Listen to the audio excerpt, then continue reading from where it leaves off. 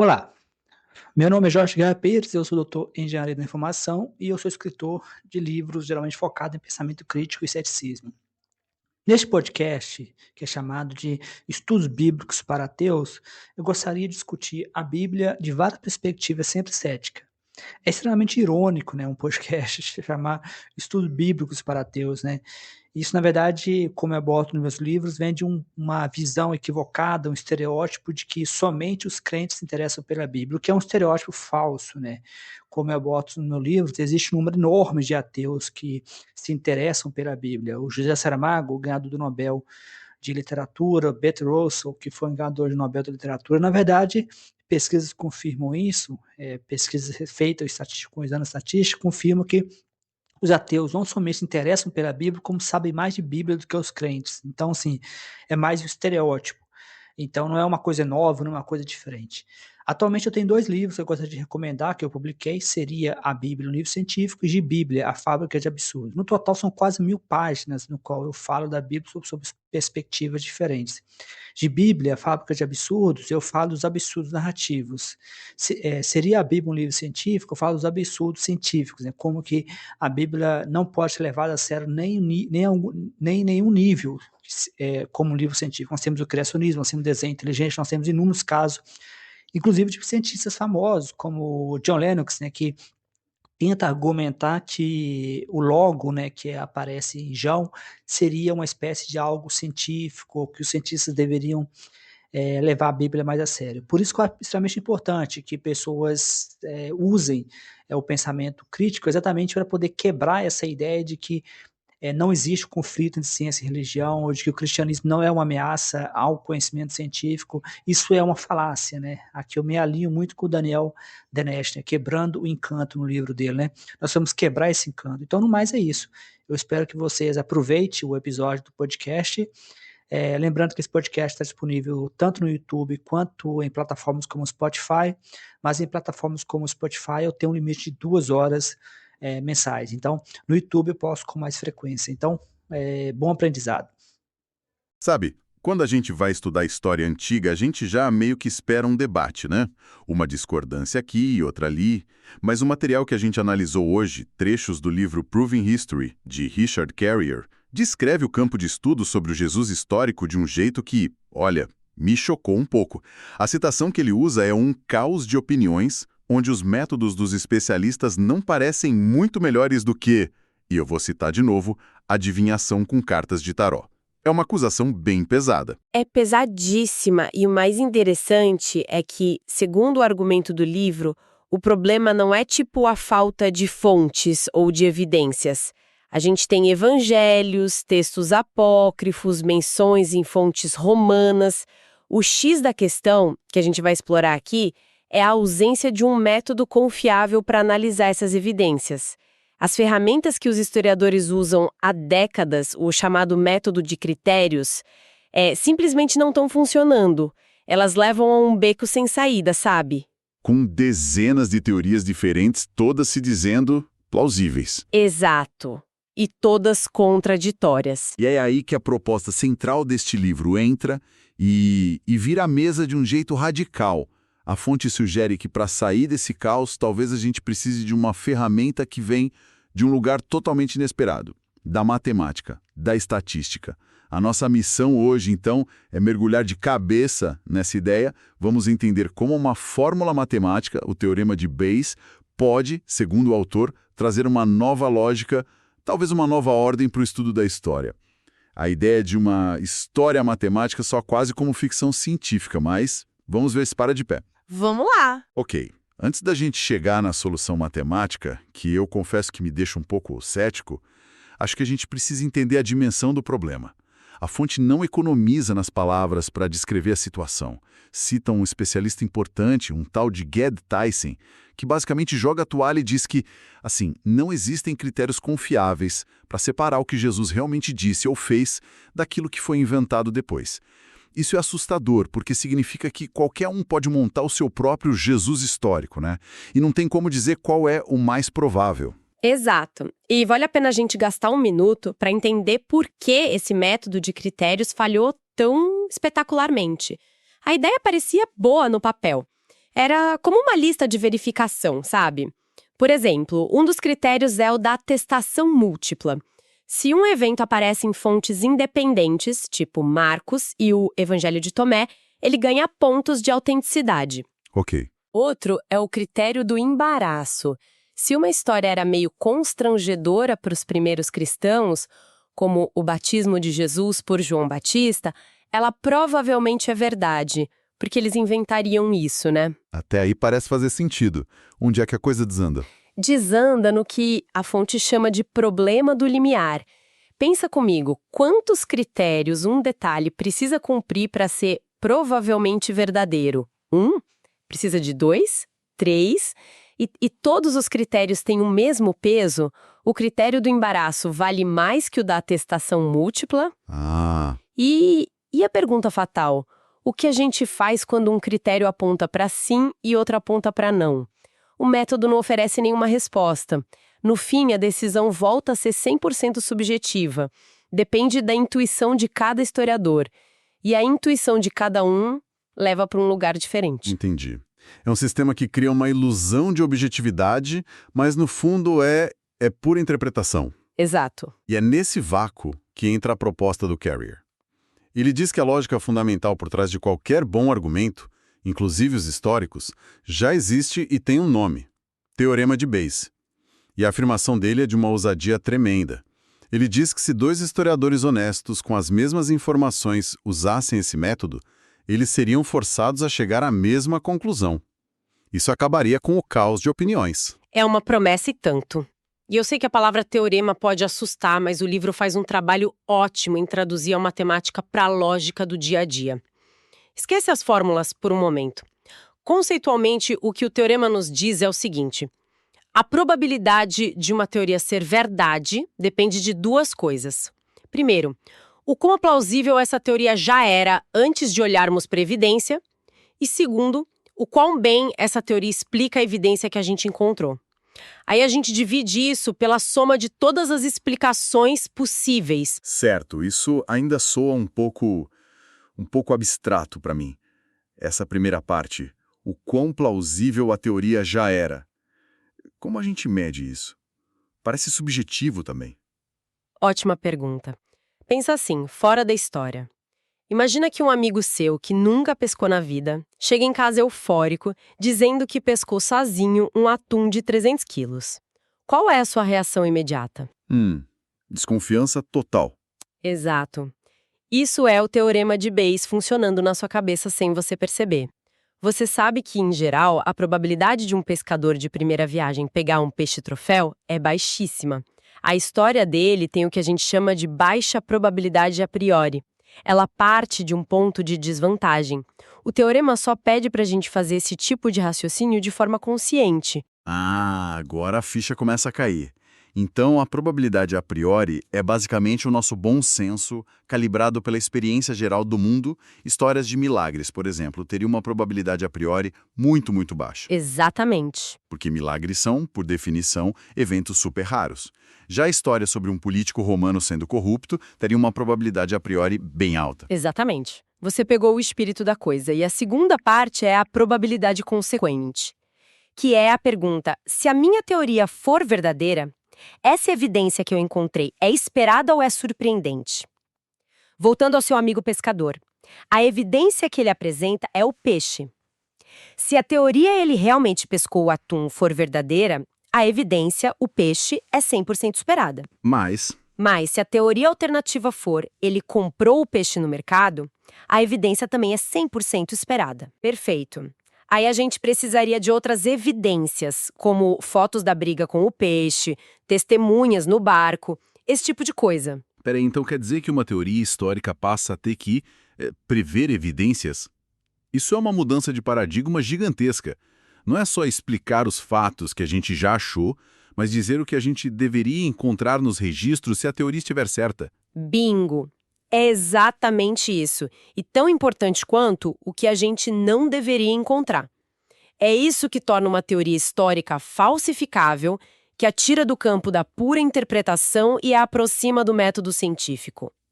Uma boa teoria não é só uma história bonita que se encaixa nos fatos. É uma máquina de fazer previsões sobre o registro histórico. Ok.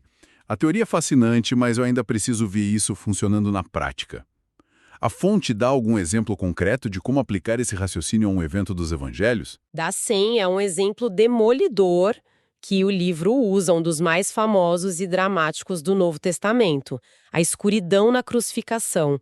Os evangelhos de Marcos, Mateus e Lucas afirmam que, ao meio-dia, uma escuridão cobriu toda a terra e durou 3 horas. Um evento apocalíptico, basicamente. E o livro já começa apontando que cientificamente isso é um problema. Um eclipse solar normal dura minutos, não horas.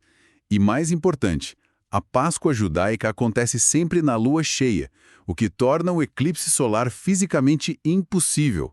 Então, o que quer que os evangelhos estejam descrevendo não é um fenômeno natural conhecido. Perfeito, é algo milagroso. Agora vamos colocar nossos óculos bayesianos e analisar isso como a fonte propõe. Temos 2 teorias principais competindo. A teoria H é que o evento realmente aconteceu como descrito, uma escuridão sobrenatural de 3 horas. A teoria alternativa, H, é que a história foi uma invenção literária dos autores dos evangelhos, para adicionar drama, significado cósmico. Certo. Teoria 1, aconteceu. Teoria 2, foi inventado. Agora entra a tal da probabilidade consequente, certo?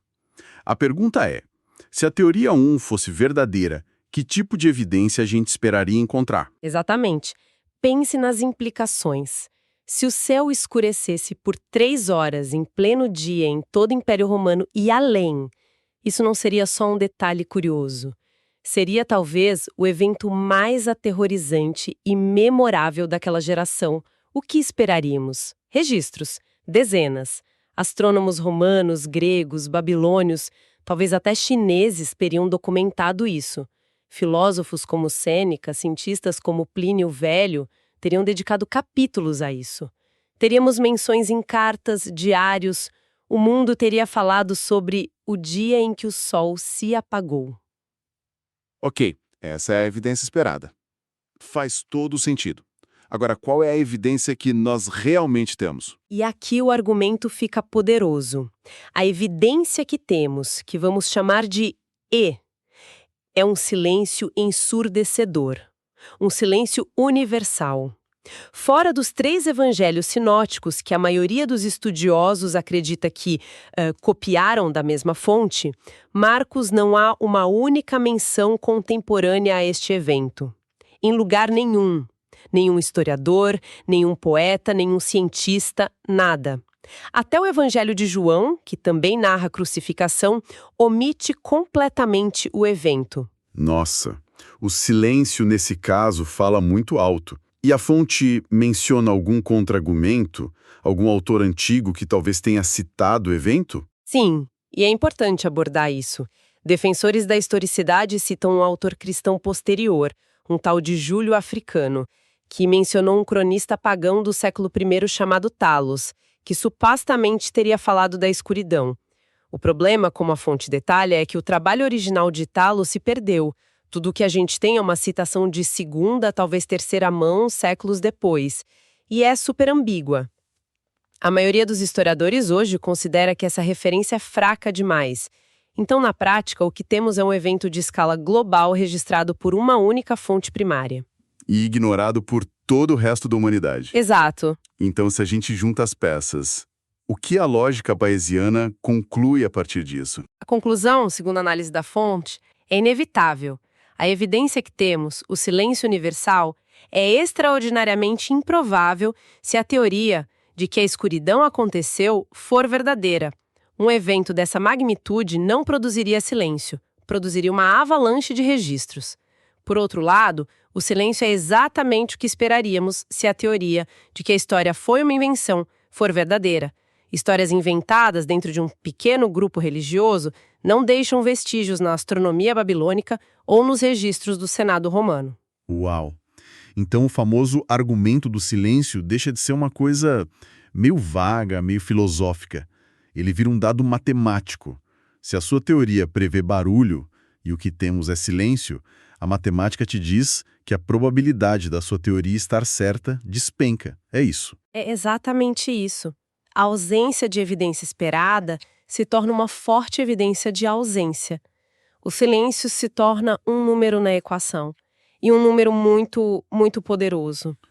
Ok, eu admito que o exemplo é muito forte, mas a objeção mais óbvia que eu tive desde o começo e que a fonte deve abordar é: história não é matemática. O passado é confuso, sabe? As fontes são ambíguas. Tentar encaixar isso numa fórmula não é forçar uma precisão que simplesmente não existe. Parece que a gente está trocando a intuição do historiador pela frieza de uma calculadora. Muito convincente. Ele argumenta que os historiadores já pensam em termos de probabilidade o tempo todo, só que eles fazem isso de forma intuitiva e com palavras. Quando um historiador escreve que algo é provável, improvável, pouco crível ou quase certo, ele está fazendo uma declaração matemática. Provavelmente verdadeiro é só um jeito de dizer probabilidade maior que 50%. Quase certamente verdadeiro significa algo tipo 99%. Ou seja, a matemática já está lá, só está escondida debaixo da linguagem. Isso. O que o Teorema de Bayes faz não é inventar a matemática na história. É pegar essa lógica probabilística, que a gente já usa, e torná-la explícita, transparente e rigorosa. Ele te força a mostrar as contas. Não basta dizer, eu acho isso improvável. Você tem que justificar. Por que é improvável? Qual é a sua estimativa para a probabilidade a priori? Por que você espera essa evidência e não outra? Ele transforma um debate de opiniões em um debate de modelos. E a fonte aponta outra vantagem que me pareceu crucial. Usar essa estrutura funciona como um antídoto para um dos maiores problemas do pensamento humano, o tal do viés de confirmação. Sem dúvida. O viés de confirmação é a nossa tendência natural de dar mais valor para o que confirma o que a gente já acredita, né? E de ignorar o que contradiz. A estrutura do teorema nos obriga a fazer algo que a gente odeia. Considerar seriamente a possibilidade de estarmos errados.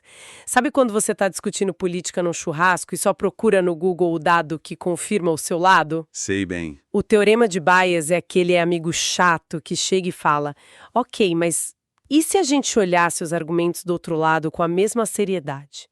Qual a probabilidade dessa evidência aparecer se a outra teoria for a verdadeira? Ele te força a essa honestidade intelectual. Você não pode só defender a sua teoria. Você é obrigado a atacar a sua própria teoria, a testá-la contra as alternativas. Isso é realmente poderoso. É uma disciplina mental. Para provar que sua explicação é boa, não basta mostrar que ela se encaixa nos fatos. Você precisa mostrar que ela se encaixa muito melhor do que qualquer outra explicação alternativa razoável. Então vamos amarrar tudo o que a gente discutiu, a partir das fontes que analisamos. Começamos com um campo de estudo, o do Jesus histórico, descrito como um caos completo, paralisado por métodos subjetivos que não levam a lugar nenhum. E mergulhamos numa proposta radical, usar uma fórmula matemática, o Teorema de Bayes, não para dar respostas numéricas exatas, mas para criar uma estrutura lógica, um framework, para pensar história de forma mais rigorosa. Acho que o ponto central a ser retido é esse. A força desse método não está em cuspir uma porcentagem final, tipo, a ressurreição tem 12% de chance de ser verdade.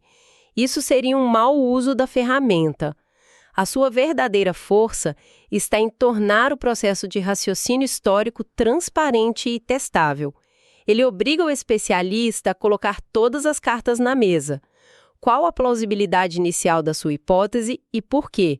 Porque a evidência que temos é mais esperada na sua teoria do que nas outras. A matemática não dá a resposta mágica, ela ilumina a estrutura lógica ou a falta dela no argumento de um historiador. E isso nos leva a uma provocação final, uma reflexão que vai além do próprio livro. A fonte que a gente analisou foca intensamente na figura de Jesus porque é um campo onde o caos é mais evidente, mas a implicação dessa forma de pensar é muito, muito mais ampla. Se essa mesma análise bayesiana, esse escrutínio lógico rigoroso, fosse aplicada a outras figuras e eventos da história que nós tomamos como certos, Pense em figuras da Roma Antiga, em eventos da Idade Média ou até em narrativas mais recentes da nossa própria história. Quais outras certezas estabelecidas talvez não resistissem a um teste de probabilidade tão honesto? Quantas histórias que a gente conta sobre o passado são, na verdade, apenas as mais confortáveis ou inspiradoras e não as mais matematicamente prováveis?